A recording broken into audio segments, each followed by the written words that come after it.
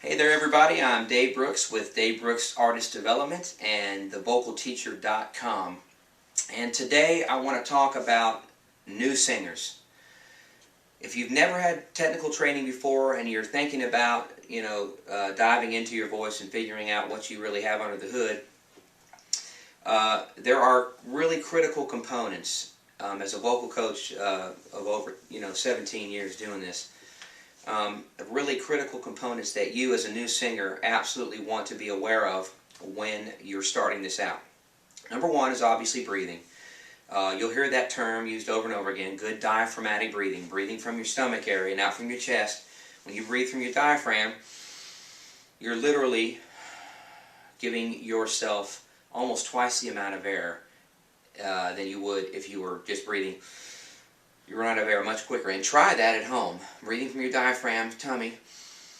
Let your tummy fill up with air through your nose, out of your mouth. And then breathe from your chest and see what happens. It takes a lot. It's much tougher to breathe from your chest area than it is breathing from your diaphragm. Your diaphragm really opens everything up. And so you'll see that. But breathing from your diaphragm is very important. One of the first things I work on with all my clients. But it's only part of the process in attaining a balanced voice. Another critical component when added on to breathing is chord alignment. Chord alignment, it means the chords are here, not moving, or they're just laying still, and then you line them up by using the pout. The characteristic that I teach all the time, the cry, the whine, the pout, or compression. I'll characterize it differently at times, but they all mean the same thing.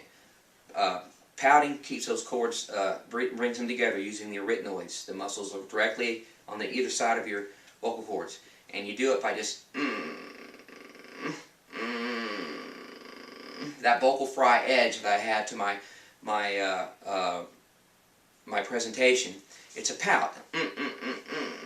Any of you out there ever seen a kid in a grocery store pouting? That's pretty much what it is. But Susie has it. That kind of thing. That little groan, pout, brings those chords together. Very, very, very important. It's the foundation for the whole technical thing I got going on over here. It's the foundation for everything you're going to do. Crying, pouting, whining, very important. So that's the second one. Number three, really, it's like a gauge. It's like your barometer. It tells you when you're pulling chest into your brakes, which obviously if you're pulling chest into your brakes, you have an absence of pout.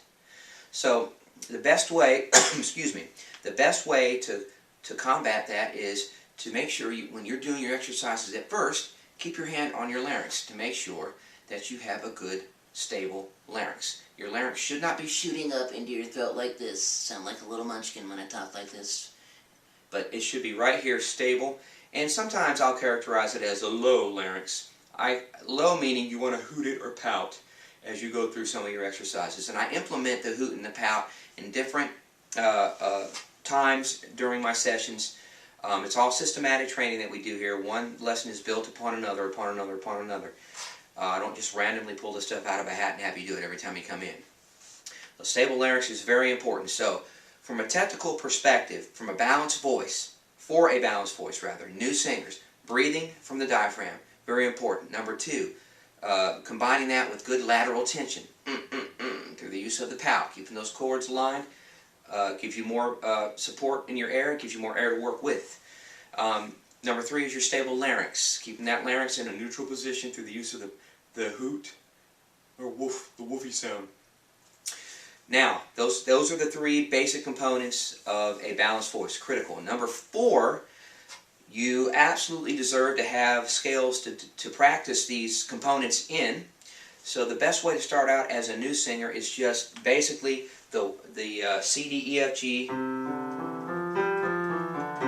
And you just keep going up. For guys, I like to start down low F. If you can hit that, start there. And you just work your way up through the consecutive notes. Now, that's the easy exercise to begin with. That what I like to do right out of the gate, and for all you new singers here, it's okay to test yourself. I like to do arpeggios. It's more challenging, and I like to, for my style of coaching, I like to get the client used to being aggressive right from the very beginning. I found it to be much more effective in the short term and long term. But scales are very important. Arpeggio is very important. New singers, when you're starting out, if the arpeggio is too daunting for you, then just go back down to the C, D, E, F, G, back down. Half step increments all the way up. For guys, obviously you want to stop, and for those of you who have been doing this, know that you want to stop. For male, high C should be the top. For females, you start with the F, right below middle C, and go up to the female high C. Now, starting out, you're not going to be able to reach that with any measure of a success, typically. You're going to have breaks, your chord's going to come undone, you're going to start to reach, you're going to break apart. These are symptoms of new singers. So be aware of that, understand that this is a process and it takes time, but you will get it if you'll practice every day. And if you're coming to see me, everything that I'm giving you to do, make sure you're effectuating that, doing that every day, at least 5 to 6 days a week. Now, so we covered the scales.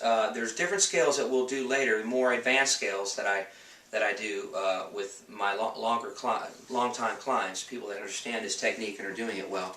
But for you new singers, stay with the C, D, E, F, G, or that short arpeggio. Very simple exercises to do. They're not daunting, and so that's, as far as the scales go on arpeggio, that's a good thing. So that's number 4. Number 5 is practice time. How often do I practice? I get that question all the time, and I make sure I tell every one of my clients this is how often you should practice. First-time clients get very excited after their first hour with me because they have broken through a lot of, at least for that first 50 minutes, have broken through a lot of their vocal presuppositions, or what they've thought about their voice before. They leave here with a much more profound and deeper understanding of what they're truly capable of, and that's very exciting. So the first thing they want to do is go out and just practice it all day long. Well, don't do that. 30 to 45 minutes a day, excuse me, 30 to 45 minutes a day is plenty of time to set that muscle memory. You want to do just enough to keep that exercise flowing well, having that vocal energy and intensity, not tiring your muscles out too much, keeping it positive, keeping it moving forward. 30 to 45 minutes is perfect for you to do that. Now,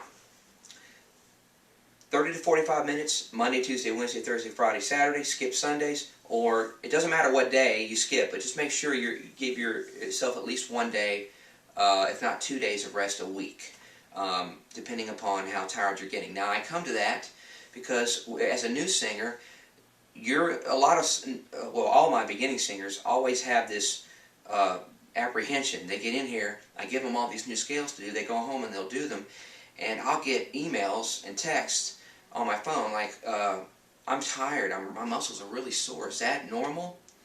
And my answer to them is yes. They feel like they're doing it wrong.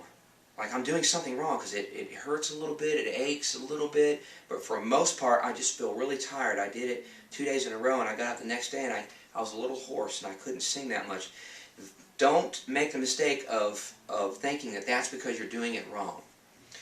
Doing something right the first time is going to tire you out because you understand you're using muscles that you don't normally use. Most people don't understand what those arytenoids do and the act of lateral tension.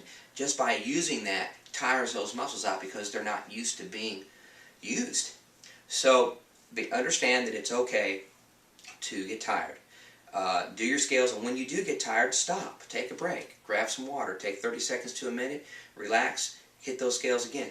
So, up to now we've got number 1, breathing. Number 2, chord alignment. Number 3, stable larynx. Number 4, your scales. Which one should I do? The short arpeggio or the C, D, E, F, G. The consecutive scale is really, really good. Practice time 30 to 45 minutes a day. Okay, and all this is half-step increments, folks. Half-step increments. Don't go whole steps or try to skip around on the piano at first. Go half-step increments when you're doing your arpeggios or your scales. It's very important. It's systematic. Ascending, descending. Now, number 6, and the last one, is how often do I practice? I've already stated that before. The practice time, but how often? 5 to 6 days a week, 30 to 45 minutes a day. When you get tired, stop. If you feel like you need to skip a day, skip a day. If you wake up from one day and you're hurting a little bit, stop. It's okay. It's normal. Okay? So, as a beginning singer, breathing, chord alignment, stable larynx, scales, which one should I do? At first, start out. Practice time, how often should I practice? All these are really important for beginning singers to know when you're starting your technical journey.